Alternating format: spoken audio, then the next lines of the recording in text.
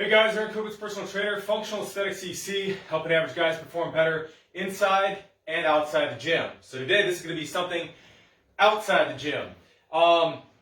And since I'm spending a lot more time working from home these days as opposed to having a manual labor job like I had in the past, I'm starting to have to become a little bit more creative on how I do things, right?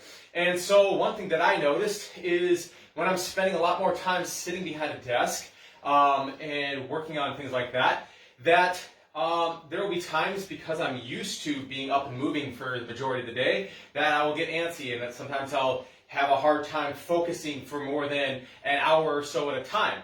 And the fact of the matter is that we are not created to just sit on our butt for hours and hours on end. In fact, our brains aren't even meant to be going non-stop for hours and hours on end.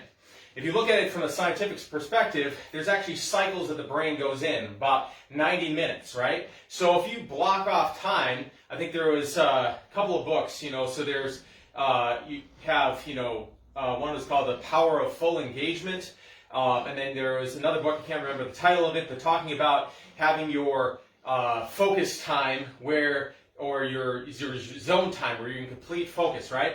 So if you have the flexibility to do this, and you don't always have this opportunity, right? Depending on the kind of office that you work in, and you also obviously don't want to be getting super sweated up, right?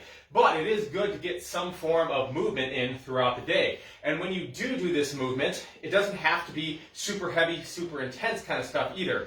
We're trying to just build circulation throughout the body. Another thing is that when you are doing these kind of workouts too, that even for your actual workouts, right? Let's say, for example, because it takes time to drive to the gym, takes time to shower after the gym, takes time to come back, and if you have a super busy schedule, that can be a little bit daunting, right?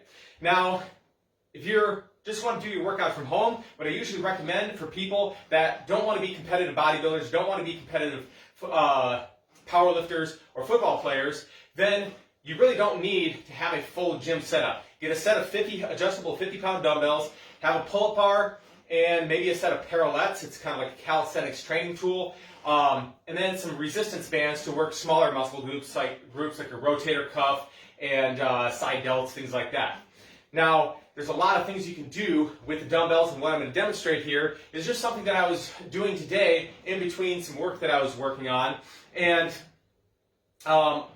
that's actually why I decided to do the video, because a lot of times I forget about these things because I'm doing things that are for where I am currently in my workouts, not necessarily where people that are following me are going to be in their workouts. And so I want to provide some insights into that as I'm doing them, and I think this is going to be broadly applicable to a lot of different people, especially like in the title of this video says, if you're on the road, right? You can throw a couple dumbbells in your car if you're driving cross country or whatever, and you can get out on the side of the road, every couple of hours or whatever, get in, a couple sets like that. You can throw a kettlebell in the back of your car or something, get out and do push-ups, kettlebell swings, kettlebell snatches, things like that, and it can break up the monotony of sitting on the road. You also keep your, blood pumping and everything, and if you're a guy who spends a lot of time traveling for work, you're a salesman or something, you're a truck driver, this can also be a good way for you to help stay in shape when you can't necessarily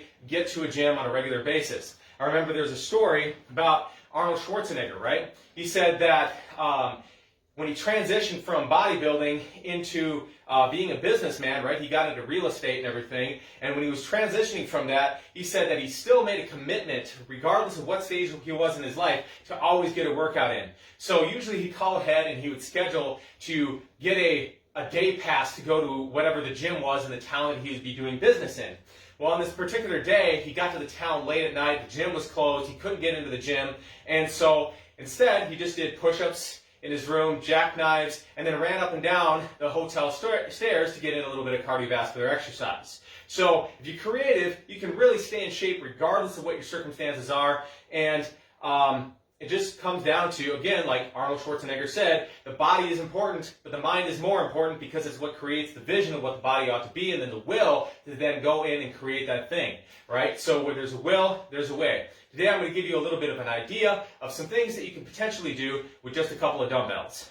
So when you don't have a lot of time, and of course, when you're structuring any sort of workout, the exercises that you want to prioritize and that you want to put first in the workout are the ones that are going to use the most amount of muscle groups all at once. These are exercises we typically refer to as compound movements. So those could be things like squats, deadlifts, overhead presses, even like bench presses and stuff. And these kind of movements are going to give you the best bang for your buck. Not only are you going to burn more calories if your focus is fat loss, right? But they're also going to stimulate more muscle protein synthesis if your goal is to build more muscle or more strength. So with that in mind, this exercise here is basically where you get down and you can either do a plank, you can do a push-up, or you can, and then you're going to stand up. So you're doing like the deadlift with the dumbbells, press it up over your head, repeat that for a couple times, and then I'll add in another one that you might want to add in as well, since this one basically works mostly the front side of your body with a little bit on the back and the hamstrings.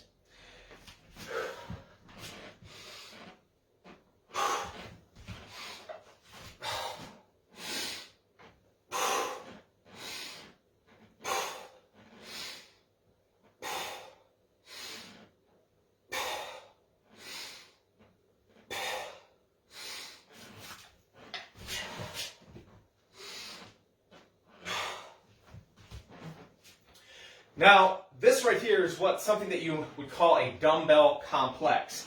Now, you can either do it where if you're using a little bit heavier weight, you just get down, you do the push-up, you stand up, you press it once, go back down, and repeat it like that. If you're using a little bit lighter weight, then you can do a little bit more reps, right?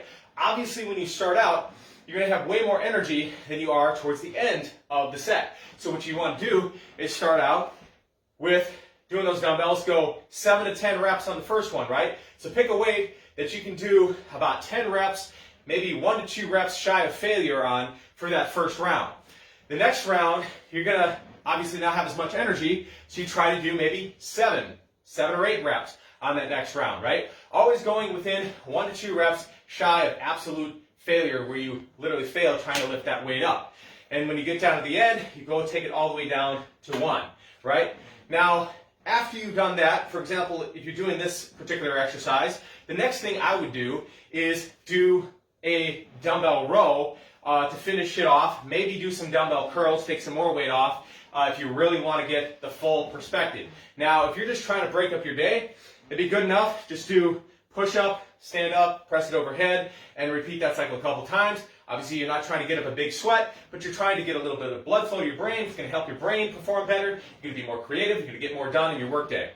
So, if you're done with that, then you do your dumbbell rowing, right? So when you're doing your dumbbell rowing, you want to start by buckling the knees first, sticking the butt out, right?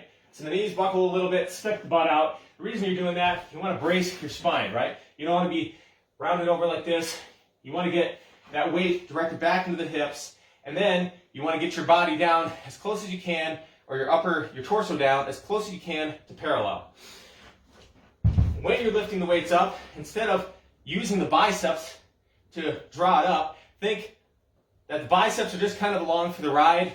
They are going to get some involvement, but you're really not trying to involve those at all. So instead, think about elbowing somebody behind you and driving those elbows into the ceiling.